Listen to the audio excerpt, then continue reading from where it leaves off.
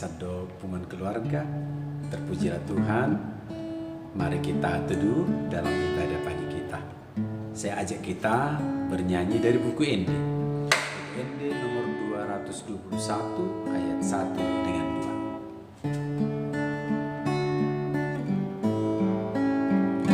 2. Saleleng Yesus ki nama dongania maporus holso ki sai di ibadah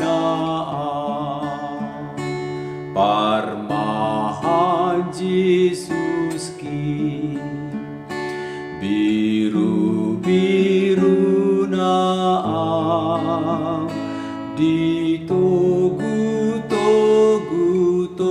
diki dang bemar marah.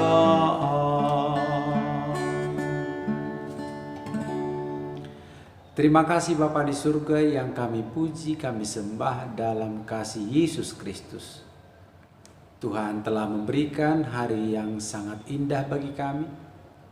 Tuhan telah menyertai, mendampingi kami melewati malam yang gelap.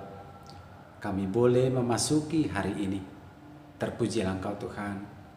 Kami rindu, kami bergembira, kami berpengharapan agar firman Tuhan menjadi kekuatan baru dalam hidup kami. Dalam nama Yesus kami berdoa.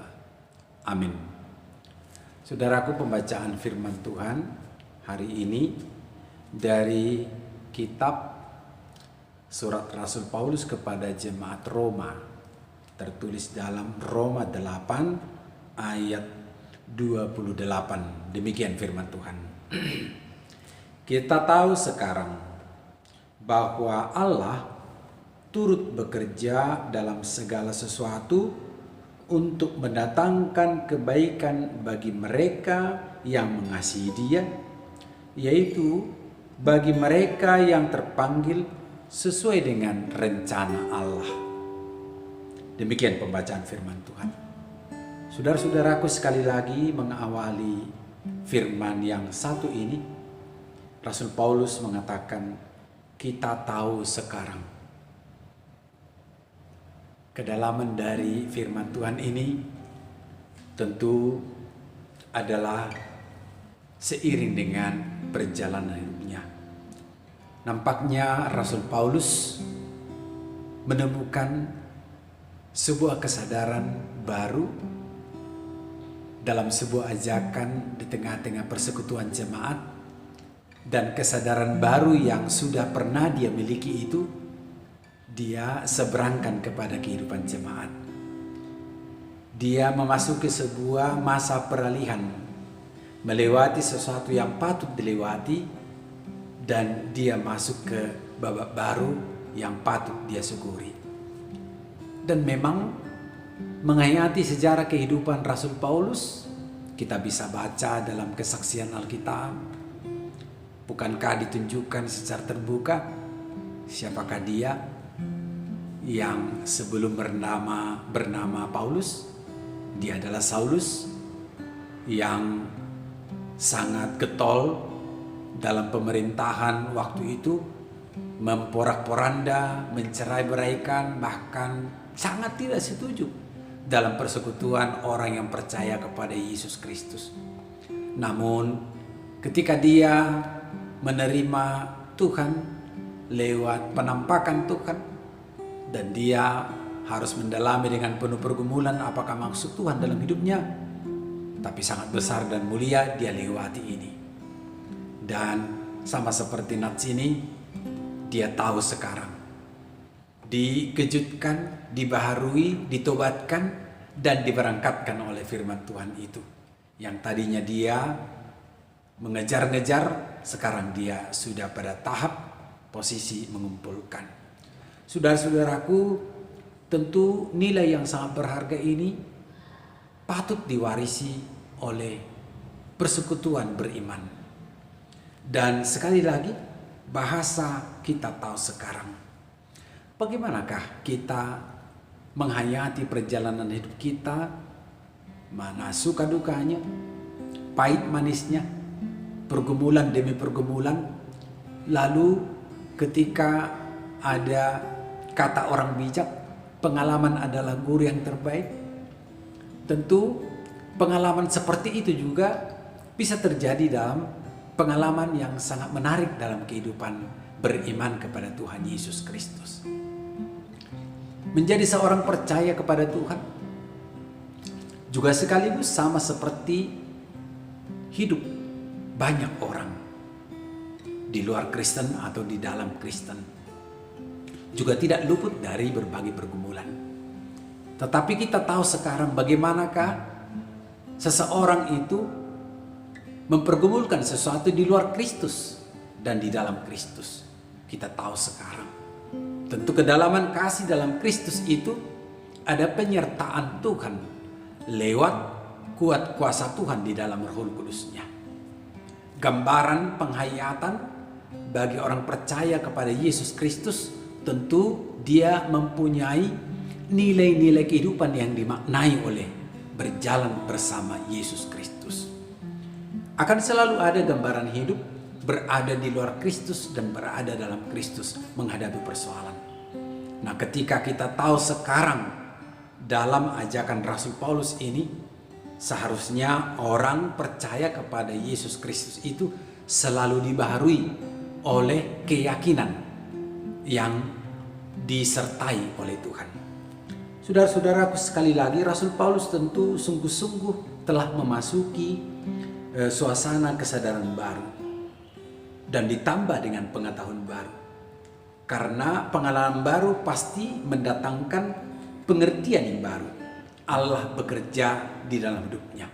Berbagailah orang beriman ketika dalam menjalani hidup ini, dia pun semakin bertambah-tambah.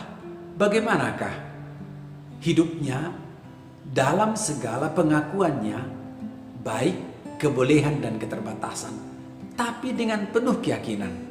Sesungguhnya dia menjadi sangat bergembira dan bersukacita karena dia yakini di tengah-tengah keterbatasan dan kemampuannya ada Tuhan yang sungguh-sungguh memberikan kemampuan itu kepada dia.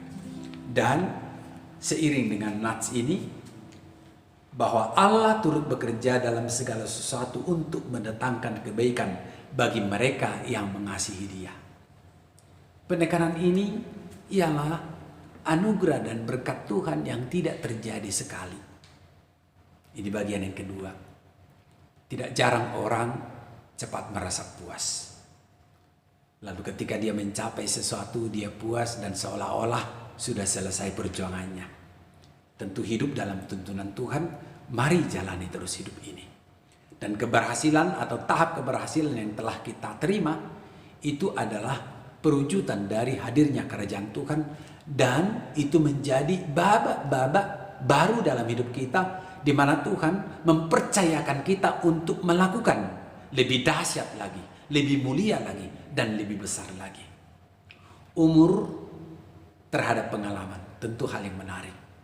Alangkah indahnya, semakin bertambah-tambah umur, ada penyertaan Tuhan yang bisa dirasakan.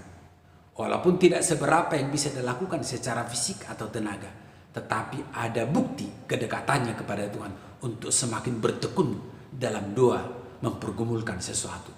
Dan itu menjadi kepastian dalam beriman, Tuhan tidak jauh dalam pertolongan hidupnya. Saudara-saudaraku, kesulitan bisa terjadi lama. Akan tetapi nilai perjuangan dalam kesulitan jauh lebih bermakna dan bertambah-tambah pengaruhnya, karena nilai dari perjuangan itu berbuah dalam kehidupan. Itu bisa dititipkan, itu bisa diwariskan. Suasana kita adalah suasana yang masih dalam perjuangan. Kita sedang pada situasi yang masih penuh pergumulan. Mari bertekun saudaraku, dengan setia kepada Tuhan. Kita tidak pernah urung dalam semua tahap-tahap penjagaan kesehatan kita. Namun yakinkan diri, ada Tuhan yang bersama-sama dengan kita. Dan saat ini kita tahu Tuhan tidak pernah meninggalkan kita. Amin. Saudaraku, mari saya ajak kita kembali dalam pujian kepada Tuhan dari buku ND, yaitu nomor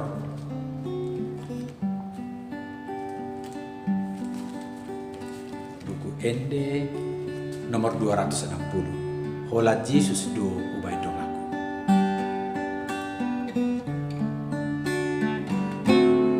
Holat Yesus do ubay dong aku.